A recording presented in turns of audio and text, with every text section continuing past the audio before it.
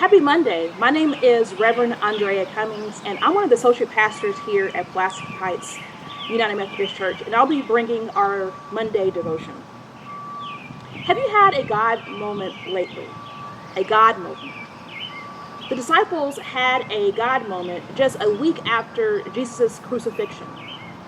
And after the crucifixion, they found themselves hidden behind a closed door with doubts and fears, anxiety. Their lives had been turned upside down. But Jesus had already prepared them for this moment. If you get an opportunity to read John's Gospel, you will see that Jesus prepared the disciples for this very moment.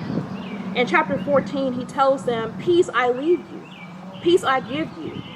I give to you not as the world gives. Do not be troubled or afraid." He tells them that he is going to return. He tells them all the things they need to be prepared for in this moment. But you know how life is. Life happens so quickly. And when we find ourselves with our backs against the wall, when death happens, when grief happens, when the COVID-19 happens, when all uncertainties happen, sometimes we forget the very things that we know to be true, and that Jesus is always with us. And sometimes we need God moments to reassure us.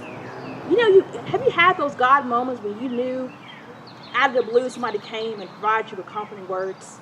Have you had a God moment when you knew that it was just only God that knew you needed to hear what you heard in that very moment? And we know that God moments, when they happen, do not necessarily change our situations. But what they do is provide us with the assurance of faith that God is with us. And we find this peace, and we find that we can go on, and that life will be a little bit better because we are not alone. And that's what happened to the disciples. They had that God moment. They were afraid. They were behind closed doors. And Jesus walks through a closed door and stands before them and says, "Peace be with you."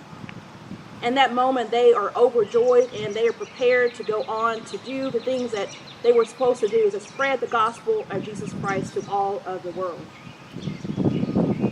Their fears, their doubts were turned upside down because Jesus' peace was with them. I had my own God moment just this past Saturday. One of my seminary mothers, she has lost two loved ones back to back. And I sent her a card, and I got a response text on Saturday. And I was reminded of God's presence with those who need it most.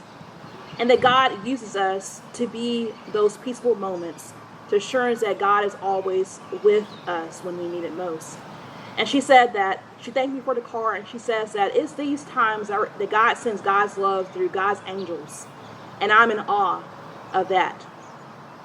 That was a God moment. I pray this week that we can reflect on the moments that we receive God's presence, God's peace, through acts of kindness from one another. Let us pray. Jesus, surprise us.